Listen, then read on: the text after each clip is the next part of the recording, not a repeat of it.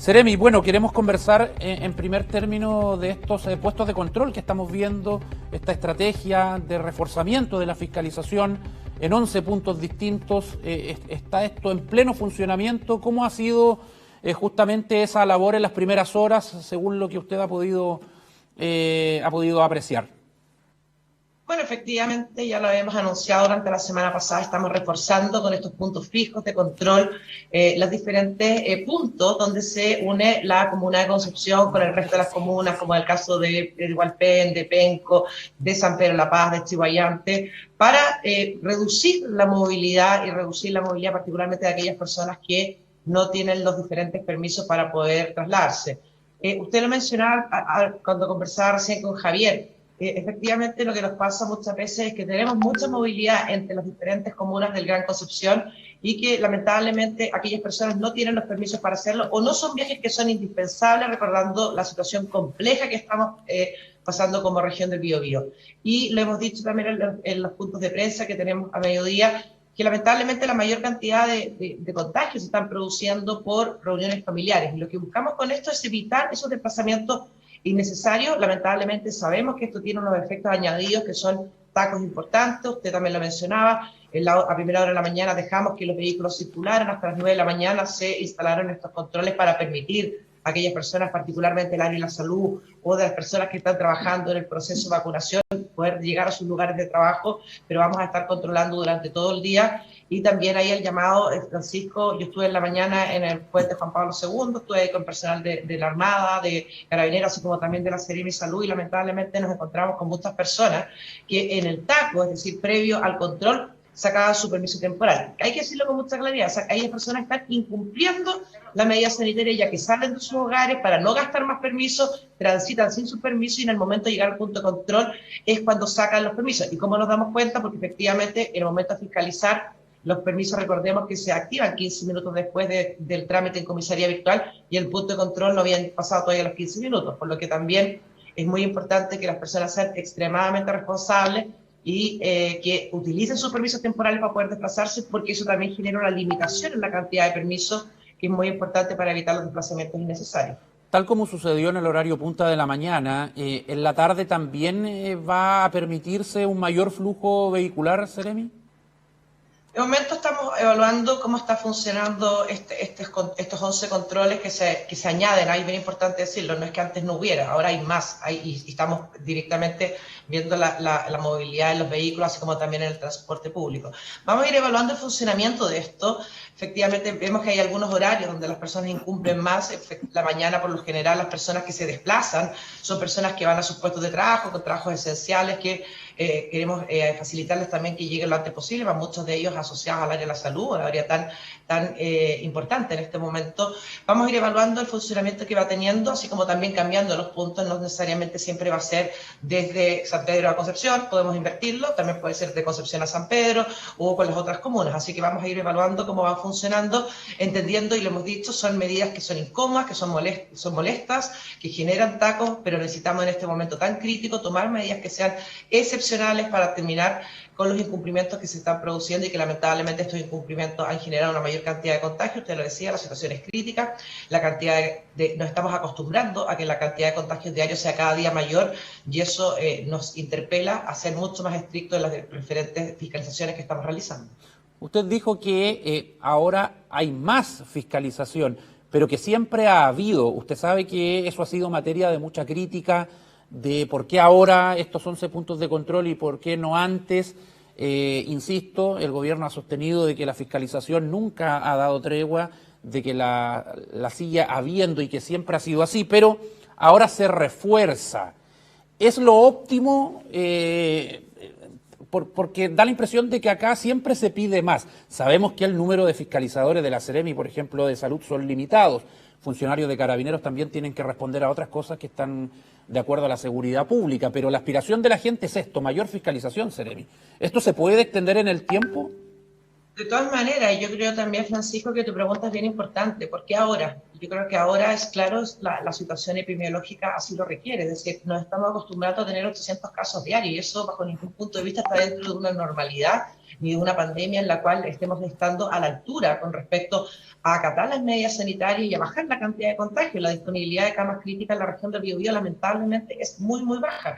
Y ahí también, para poder tener esa disposición de personas, si bien estamos trabajando como un gran hospital a nivel de todo Chile, tanto público como privado, y hemos tenido que trasladar personas, así como personas se han trasladado también a nuestra región para poder tener los cuidados médicos que requieren.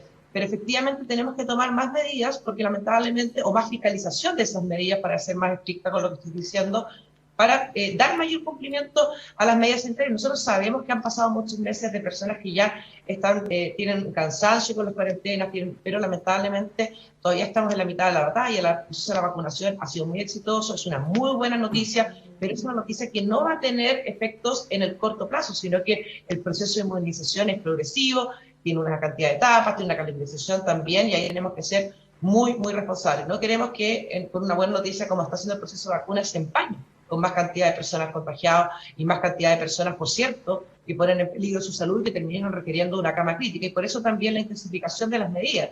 Yo creo que también no solamente lo que estamos realizando durante la jornada de hoy, que ya vamos a extender seguramente durante toda la semana y se evaluará también el impacto que tiene durante la semana siguiente. Pero también el hecho, por ejemplo, de haber acortado el toque de queda, haber acortado el cierre de los locales, eso también está hablando de una situación que es compleja y que requiere de medidas excepcionales, entendiendo que lamentablemente este mes de marzo está siendo un mes muy diferente a lo que ha sido los otros meses, y como te decía anteriormente, no podemos acostumbrarnos a que todos los días tengamos una cifra más alta que el día anterior, y para eso tenemos que tomar más fiscalizaciones y tenemos que tomar medidas excepcionales como las que estamos haciendo, y lo único que buscan es salvar vidas de personas que se puedan estar viendo expuestos muchas veces por irresponsabilidad. 8 de cada 10 contagios se producen por reuniones familiares, se producen por reuniones sociales, no se producen en el trabajo, no se producen en el transporte público, se producen porque llegamos a la casa de los amigos y nos sacamos la mascarilla, porque simplemente por el hecho de conocerlo tenemos una falsa seguridad de que esa persona o no nos va a contagiar o nosotros no lo podemos contagiar a ellos. Sí, sobre ese punto le iba a preguntar, lo ha dicho el Seremi de Salud, ha habido un relajo de la población, este tema de las reuniones sociales, familiares o de amigos, es muy difícil de fiscalizar. ¿Es el punto donde la población ha estado al debe? ¿Es el factor principal que nos lleva a tener casi 900 casos diarios en los últimos días, o 800, incluso acercándonos a los 1000? ¿Usted cree que acá es la gente la que ha sido irresponsable?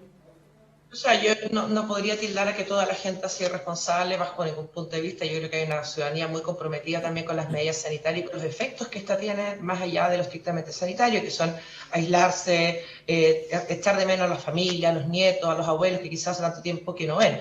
Pero cuando tú ves efectivamente que 8 de cada 10 contagios no pasan por el trabajo, no pasan por aquellas cosas que son más obligadas en el buen sentido de la palabra, y pasan porque nos juntamos con un amigo y nos sacamos la mascarilla y nos olvidamos, nos comemos un asado. Eso efectivamente tiene una peligrosidad muchísimo más alta que ir a un supermercado, por ejemplo, donde las medidas sanitarias se cumplen y cuando nos encontramos con una persona en el supermercado saltamos un metro más allá porque nos da miedo que nos pueda contagiar por el hecho de no conocerlo. Pero llegamos a las casas de los familiares, los seres queridos, y nos sacamos la mascarilla porque entendemos también como una señal de cariño o de apego hacia las otras personas, y eso está muy mal entendido porque nos ponemos en riesgo a nosotros mismos, pero también a ellos.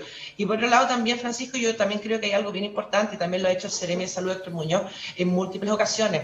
Las personas, un 40% más o menos de los casos diarios que tenemos, están consultando después del tercer día de iniciación de síntomas. O sea, estamos hablando de una persona que circula durante 3 días con síntomas, exponiendo al resto también a un contagio. Entonces, creemos que tenemos problemas con las reuniones familiares. Efectivamente, las cifras están ahí, no hay que ser un gran analista para darse cuenta de eso, pero también el hecho de que las personas consultan tarde. Y otra cosa que también ha detectado la Seremi de Salud y que es de una gravedad importante, es que las personas mienten muchas veces o omiten información con respecto a las personas con las que han estado en contacto estrecho durante las 24, 48 horas, 3 días antes, con respecto a la iniciación de síntomas. Entonces, eso también nos hace hacer una peor trazabilidad, donde finalmente tenemos datos que son ocultos, y esos datos ocultos lamentablemente no los podemos aislar o no los podemos monitorear a tiempo para poder cerciorarnos. Sígame. Sí, es que justamente usted ha participado en esas campañas para evitar acá. Lo que pasa es que mucha gente no dice cuáles son sus contactos porque se esconde. Tiene un temor al rechazo social, hay un prejuicio importante con las personas contagiadas. Se ven, por ejemplo, en las empresas donde no hay muchas veces comprensión, y evidentemente que acá influye el cuidarse más o cuidarse menos, pero también hay gente que se cuida, lo hace muy bien en ese sentido, pero de igual manera se contagia, porque el virus anda circulando de manera muy grande. Entonces, ¿qué llamado se le hace a la comunidad en torno a cómo reaccionar ante las personas que se contagian y evitar ese prejuicio, ese rechazo social? Lo hicimos, no sé si recuerdas, Francisco, nosotros realizamos una campaña Así de es. transporte público para no estigmatizar a la persona que está contagiada. Eso es súper importante. Efectivamente, hay personas que cumplen con la normativa sanitaria y que lamentablemente, en un descuido no intencional, terminaron teniendo un contagio. Muy diferentes a la persona que hace una fiesta en su casa y termina invitando 10, 15 amigos y todos terminan contagiados. Yo creo que ahí también la responsabilidad de los actos es muy importante. No estigmaticemos al que está contagiado, pero tampoco aplaudamos al que le hace trampa al sistema, al que hace la pillería. Dejemos de aplaudir al más pillo. Seamos también nosotros mismos, que muchas veces nos hemos tenido que postergar, hemos tenido que pasarlo mal con estas medidas respectivas. Fiscalizador en el caso de escuchar que hay fiestas cerca de mi casa y poder llamar y hacer las denuncias. Esa fiesta que está en la casa del lado, que está en la misma cuadra, o quizás en la ciudad del lado, esa misma fiesta el día de mañana nos puede exponer a nosotros, puede hacer que las cuarentenas sean más largas. Entonces, tengamos mucha claridad, esto no es un juego, es una enfermedad que mata personas. En la región del Biobío han muerto más de 1.400 personas, se dice rápido, pero detrás de todas esas personas hay familias, hay dolor, y que efectivamente lo que tenemos que hacer es ser extremadamente responsables. Estos puntos de control generan tacos, generan molestia también a las personas, y entendemos que son necesarias porque lamentablemente la situación de la pandemia en la región del Biobío es muy crítica en este momento, y lo hemos dicho durante los últimos días. Ya necesitamos el compromiso de cada uno de todos nosotros, y no solamente de acatar las medidas sanitarias, sino que también de ser muy responsables. Si tenemos síntomas, ir a visitar tempranamente, decir la verdad en la trazabilidad. A nadie lo van a apuntar con el dedo porque tenga 5 contactos estrechos, tenga 10. Lo importante es que sepamos quiénes son para poder aislar también a esas personas. Seremi, el gobierno llamó al retorno presencial, se dijo que era mixto, pero dando luz verde al retorno presencial en algunos colegios. Tenemos decenas de colegios que han paralizado justamente su retorno por casos de COVID. El gobierno autorizó el funcionamiento de casinos en fase 2 y de gimnasios, medida que dejó de ser efectiva a días de haberse comunicado. ¿Se equivocó el Ejecutivo en aquello? Mira, esto me lo han preguntado en otras ocasiones, Francisco. Yo creo que equivocarse es saber que algunas medidas pueden ser más eficientes de otra manera y no rectificarlas. Yo creo que eso es bien importante. Cuando se decreta que en fase 2 puedan funcionar los casinos, por ejemplo, se decreta una situación epidemiológica que era muy diferente a la que tenemos actualmente. Hoy la situación en las cuarentenas o en las fases 2 es bastante diferente. Tenemos mucho más casos dando vuelta y efectivamente tenemos que ir haciendo ajustes en base al plan paso a paso y cómo lo podemos ir haciendo más eficiente. Con respecto al retorno a clase, efectivamente nosotros hemos hecho un llamado que se vaya progresivamente y de manera segura, pero también voluntaria, los colegios volviendo a las aulas, entendiendo de la importancia que tiene la clase presencial para la formación de los niños, niñas y adolescentes. Eso es bien importante. Ahora, efectivamente los colegios no pueden funcionar en cuarentena y en este momento nos encontramos en una situación que es compleja y que requiere medidas que son excepcionales y que son estrictas. Cuando vayamos viendo que finalmente la pandemia va remitiendo, bueno, iremos viendo cómo con las medidas sanitarias, con el respeto y con la prioridad, que primero que nada es salvar vidas y hacer remitir la enfermedad, vamos abriendo espacios para poder tener mayores libertades y un funcionamiento dentro de una pandemia de la mayor normalidad. Cuando tenemos situaciones excepcionales como la que estamos teniendo, y vuelvo a insistirlo, la situación en la región del Biobío es muy, muy compleja y requiere de medidas que vayan más allá de lo que ya teníamos, y por eso estos puntos de control, por eso se adelanta el toque de queda y por eso también se prohíbe en transición el funcionamiento, por ejemplo, de los casinos. Ahora estamos en fase 1. Si esto mejora, que es lo que esperamos todos, vamos a entrar a fase 2. No se sabe en qué semana, pero ojalá sea pronto. Viene la Semana Santa y hay una polémica también por el permiso para ceremonias religiosas en fase 2, con aforos máximos de 20 y 10 personas en lugares abiertos y cerrados. Ahí la pregunta que aflora es ¿para qué? Se ha dicho que es una presión de las iglesias. ¿Cómo lo ve usted?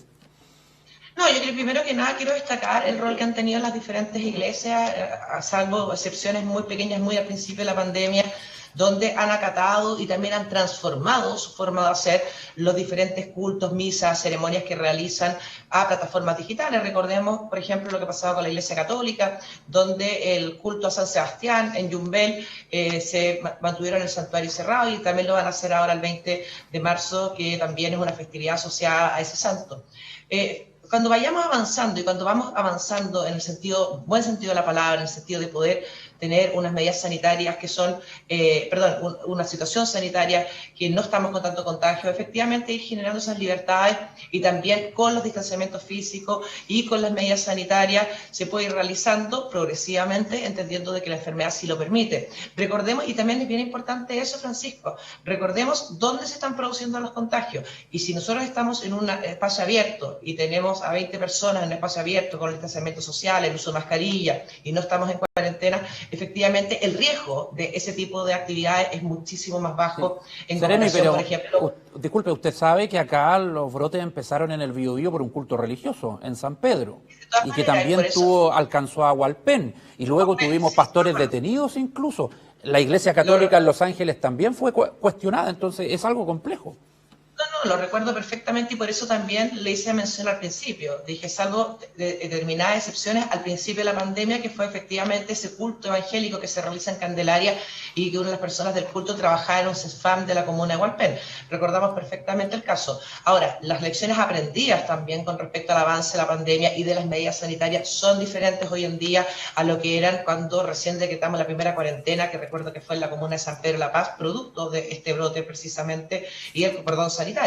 Hemos tenido lecciones aprendidas con respecto a cómo se producen los contagios, a qué son las actividades que generan mayor riesgo, y también los aforos, tanto en lugares públicos como en lugares abiertos. Y eso también se ha ido modificando en el plan paso a paso, entendiendo también que las diferentes situaciones sanitarias van requiriendo diferentes aforos en base también a la circulación viral. Estamos hablando de festividades, que van a ser en otra fase, no en comunas en cuarentena, y de momento lo que tenemos que ir viendo es cómo vamos analizando las diferentes resultados que vamos teniendo en el mes de marzo. Recordemos que el toque de queda, así como también el horario de cierre comercial, o también el tema de los casinos, es una medida que se está aplicando en el mes de marzo y va a ser evaluada en base a su eficiencia durante este mes, para ver si se continúa durante el mes de abril o se modifica en uno u otro sentido, es decir, a más libertades o a menos libertades, independiente de cómo va evolucionando la pandemia.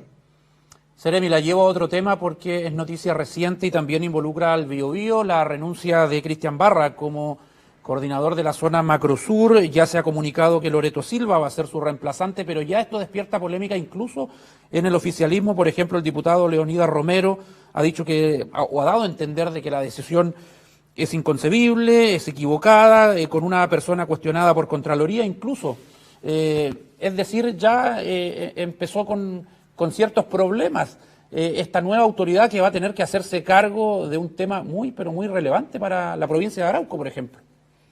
No, que duda cabe, lo que pasa en la macrozona sur es algo muy relevante que no solamente nos preocupa a nosotros como región del Biobío, sino que también a todo el país, y particularmente también a la Araucanía. Efectivamente, primero que nada, nosotros queremos agradecer a Cristian Barra el trabajo que él realizó durante los últimos meses, y darle la bienvenida a la persona que va a asumir esto, a esta persona que va a asumir el liderazgo de esta macrozona en coordinación. Recordemos que cada una de las regiones tiene también un coordinador regional, en nuestro caso Roberto Coloma, que en conjunto con Cristian Barra y ahora con la nueva persona que asume, va a tener que continuar dando con el trabajo que se va llevando a cabo, así como también con algunos resultados que hemos tenido durante las últimas semanas, donde nos alegramos que personas hayan sido detenidas por delitos asociados a la violencia rural. Así que, más allá del comentario que pueda tener alguna u otra persona, yo creo que a las personas hay que validarlas en base al trabajo que realizan, y ahí también esperamos de que ellas se puedan incorporar lo antes posible y retomar el trabajo que ya se venía realizando. Hoy tuvimos un nuevo atentado también, que coincide con estos cambios en la zona macro sur. Ahora Cristian Barra dio una entrevista donde criticó a las Fuerzas Armadas. ¿Es un error político aquel? No lo estoy escuchando, Ya. Francisco, se cortó. Le reitero la pregunta, a ver si ahora me escucha. El que Cristian Barra haya criticado a las Fuerzas Armadas en una entrevista, ¿es un error político imperdonable? Mira, más allá de si es un error político imperdonable, nosotros no compartimos la visión con respecto al trabajo que realizan las Fuerzas Armadas, por lo menos en la región del Biobío, donde nosotros hemos trabajado intensamente con ellos desde todo el estado de excepción constitucional, así como también en el caso de lo que fue el estallido social, cuando tuvimos el estado de excepción, donde la verdad que hemos visto siempre una muy buena disposición por parte de las Fuerzas Armadas y con eso nosotros nos queremos quedar. De hecho, hoy en la mañana están desplegados en todos los puntos también fiscalizando las diferentes medidas sanitarias y la verdad que el trabajo y la coordinación en la región del Biobío dista mucho de unas Fuerzas Armadas que no estén dispuestas. Entonces la crítica está fuera de lugar, no se condice con lo que quiere comunicar el gobierno, que quede muy claro. No se condice con la realidad que tenemos en la región del Biobío, donde hemos tenido una excelente disposición, ya sea ahora con el contraalmirante Vargas, o con el contraalmirante Espinosa, o con el contraalmirante Uber, o incluso con el contraalmirante Gómez, donde han sido los contraalmirantes que hemos tenido con respecto a, desde que estamos nosotros en el gobierno. La verdad que tenemos una muy buena disposición y de hecho tenemos palabras de agradecimiento al gran trabajo que han hecho, donde no solamente han estado muy atentos con respecto a la fiscalización de las medidas sanitarias, sino que también recordemos que desde el día cero están desplegados en toda la región del Biobío fiscalizando los toques de queda y las medidas sanitarias. Francesca Parodi, Seremi de Gobierno de la región del Biobío, muchas gracias por conversar con nosotros. No, muchas gracias a ustedes, Francisco, que pasen una gran jornada y mucha paciencia con estos puntos de fiscalización. Gracias.